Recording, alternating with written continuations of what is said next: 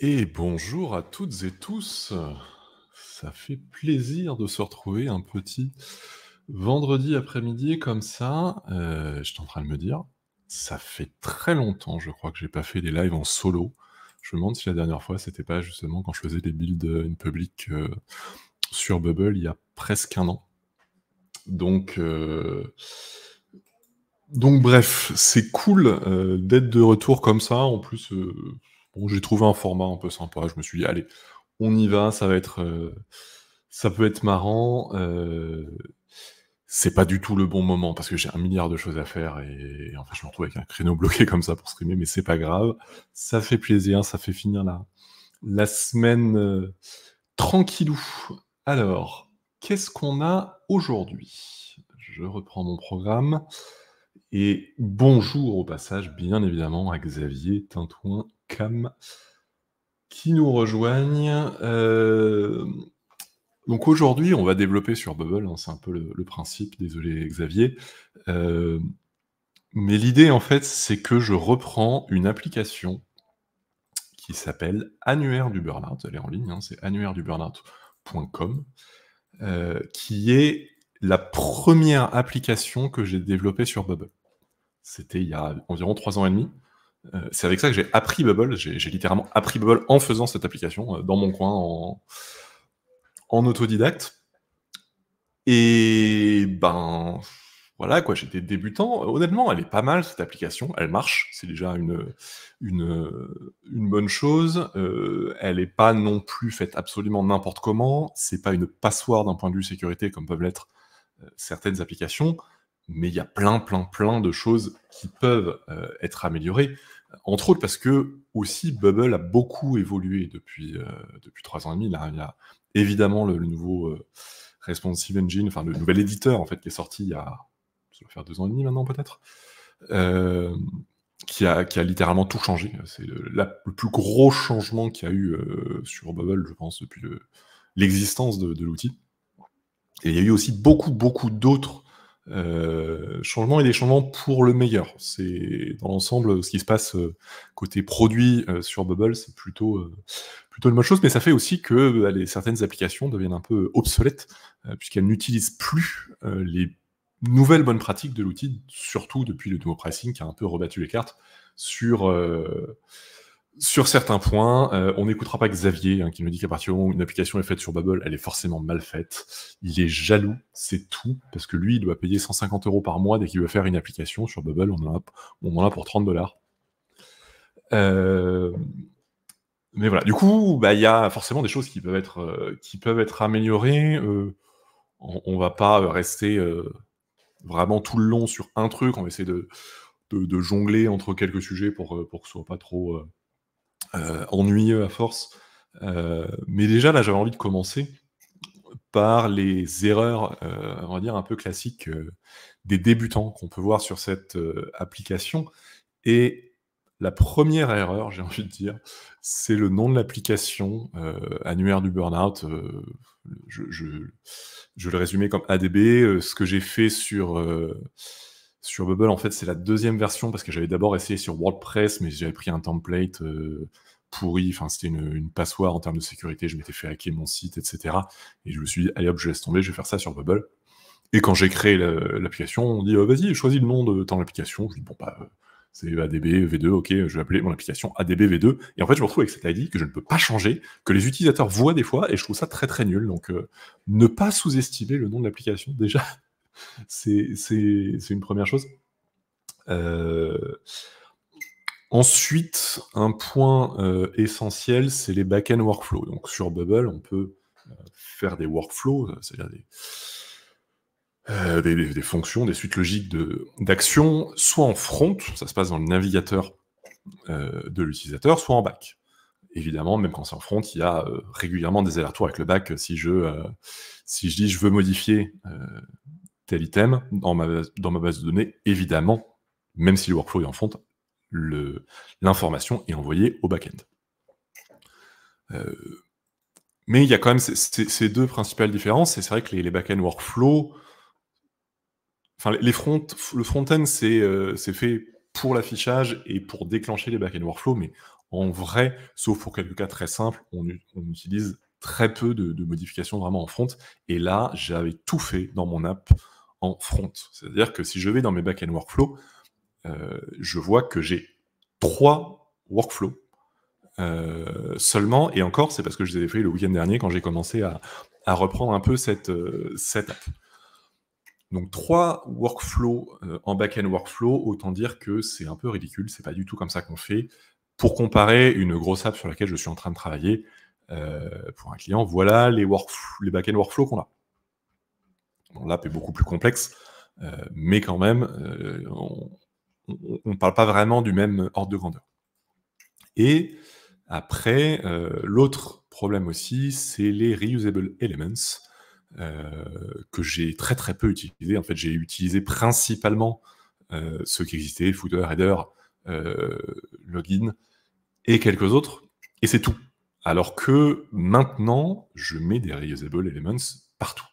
Parce que c'est vraiment le bon moyen, de garder organisé, son application, ça permet d'améliorer les performances également, et ça permet de développer dans une entité ce reusable element dans lequel on n'aura pas trop d'éléments. Si je mets tout dans une page, je vais me retrouver avec des centaines et des centaines d'éléments sur cette même page, si le contenu est un peu complexe.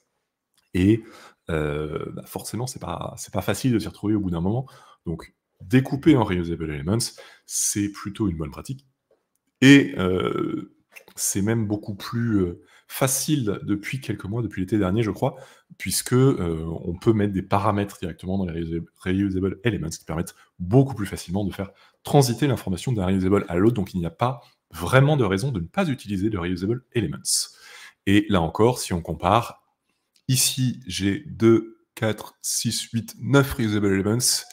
Ici j'ai, je vais pas m'amuser à les compter, il y en a des dizaines.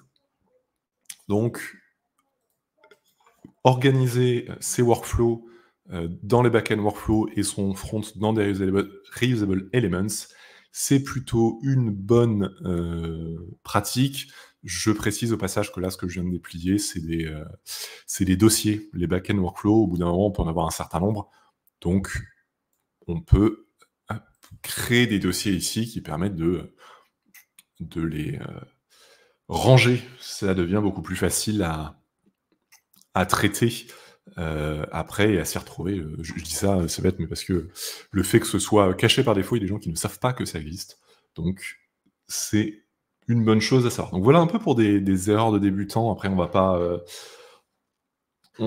pas non plus faire un cours magistral de 3 heures là-dessus. Le dernier, et là j'avais été pas trop mauvais là-dessus, c'est les privacy rules. Donc il faut savoir que dans Bubble, on assure la sécurité de la donnée, notamment, c'est pas le seul levier évidemment, mais notamment en définissant des privacy rules qui permettent de savoir qui a accès à quoi et définir des bonnes privacy rules dès le début, dès qu'on commence à travailler, c'est le bon moyen pour s'assurer qu'on ne fasse pas fuiter n'importe quoi.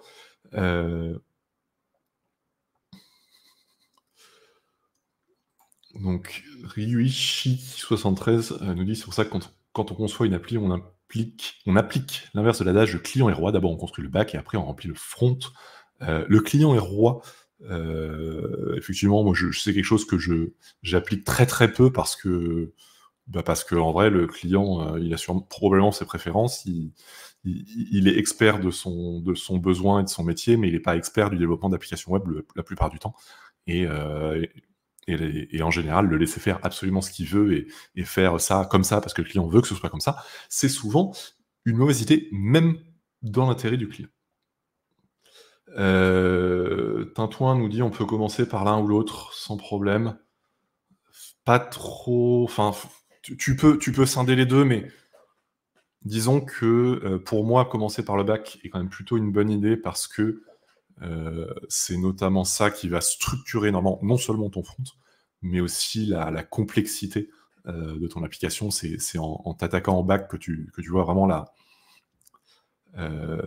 la complexité de l'application et le dimensionnement finalement du temps de développement. Alors, on va pas jusqu'à dire comme Xavier que le front c'est que de la peinture, mais en attendant, C'est vrai qu'un front, ça s'anticipe un peu plus facilement parce qu'en fait, on liste des écrans, on liste des cas de figure. Un back, en fait, tant qu'on n'a pas commencé à bosser dessus, on ne sait pas exactement vraiment ce que ça implique et quel va être son niveau de complexité. Voilà. Donc, pour l'application, quand même, on va regarder un peu ce que fait cette application. Donc, on va dans hop, annuaire du burn-out version test.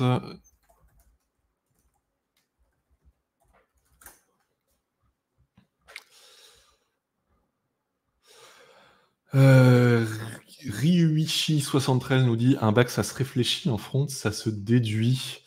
C'est sympa comme formule. Je dirais que la réalité est certainement plus nuancée, mais après, c'est vrai que on va pas partir sur un débat de développement. Vu comment c'est parti, va dire ça au user. En fait, pour moi, on est sur une. En fait, il y a une notion de complexité, d'ordre de grandeur.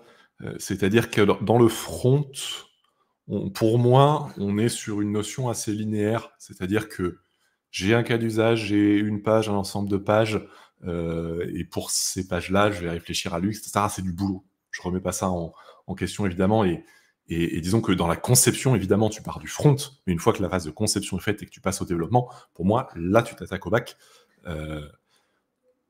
Mais ouais, disons que ce front, pour moi, c'est plutôt une. On est plutôt sur quelque chose de linéaire, un grand taux de N pour les gens à qui ça parle. Le bac, en fait, ça peut être beaucoup plus compliqué. On peut être, en temps de développement, on peut être en grand taux de N carré, N cube ou plus que ça, parce qu'en fait, tu mets pas juste un écran à côté d'un écran à côté d'un écran, c'est-à-dire que tu as des choses qui vont commencer à s'abriquer, à interagir les unes avec les autres. En front, c'est pas trop un souci, tu peux éventuellement considérer les écrans les uns après les autres. En back, pas du tout. Tout ça va s'emmêler et ça peut amener énormément de complexité.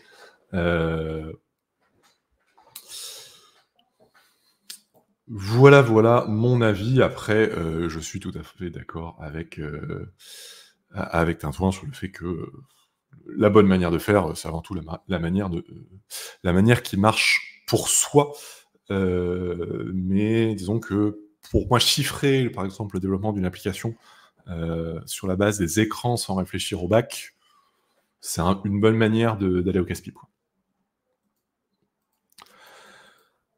Voilà donc pour ce premier aperçu. Donc on finit par un aperçu de l'application, ce qu'elle fait. Donc c'est un annuaire collaboratif des solutions contre le burn-out, pour celles et ceux qui ne savent pas. J'ai fait un burn-out il y a maintenant un peu plus de 5 ans. Bon, je vais bien, ça fait un peu plus de 4 ans maintenant que j'en suis sorti. Mais voilà, j'étais assez engagé dans ce domaine-là. J'avais une chaîne YouTube qui marche toujours assez bien d'ailleurs, qui s'appelle le Journal du Burn-out, dans lequel je parlais de burn-out. Et je me suis rendu compte aussi qu'il y avait plein de solutions qui existaient un peu à droite à gauche sur le burn-out, mais que c'était compliqué de tomber dessus, de savoir ce qui existait, de savoir ce qui pouvait marcher pour soi, etc. Donc je me suis dit, pourquoi ne pas faire un annuaire qui rassemble en un endroit non seulement les solutions, mais aussi les types de solutions qui peuvent exister, qui peuvent servir aux personnes qui sont en burn-out.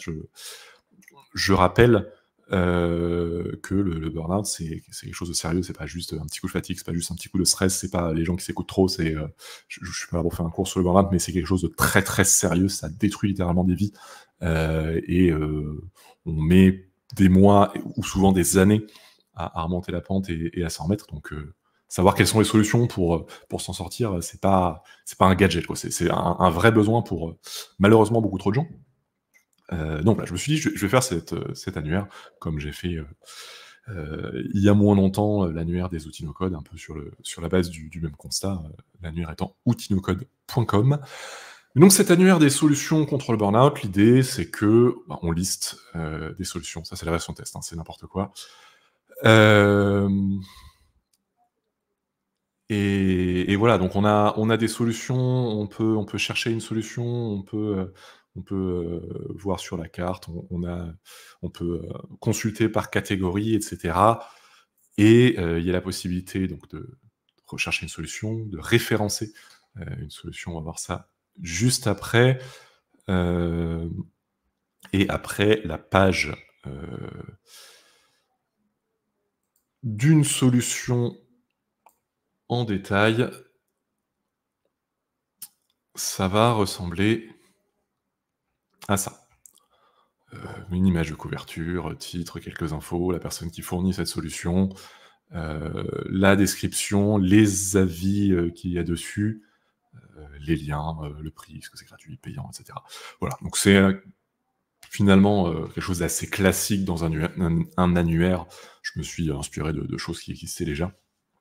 Heu, c'est pas une application extrêmement compliquée, même si bon, il y a tout un tas il y a une logique de modération et cetera, qui fait que ça complexifie un peu la manière dont ça fonctionne. Mais voilà, on a la possibilité après d'aller, soumettre une solution, soit qu'on porte soi-même, par exemple un praticien qui veut proposer ses services, soit qu'on a repéré, j'ai lu un livre qui me plaît, j'ai envie, heu de la partager, enfin de partager ce livre, je vais aller le créer sur l'annuaire en disant, «Bon, c'est pas ma solution, mais je veux le partager». Voilà, voilà comment ça fonctionne et sur cette base-là, on va aller voir ensemble, concrètement, comment, on va pouvoir, améliorer un certain nombre de choses sur l'interface, sur la qualité du développement, sur la performance et bien sûr sur la sécurité. Et d'ailleurs, on va juste après le petit jingle, parler de sécurité.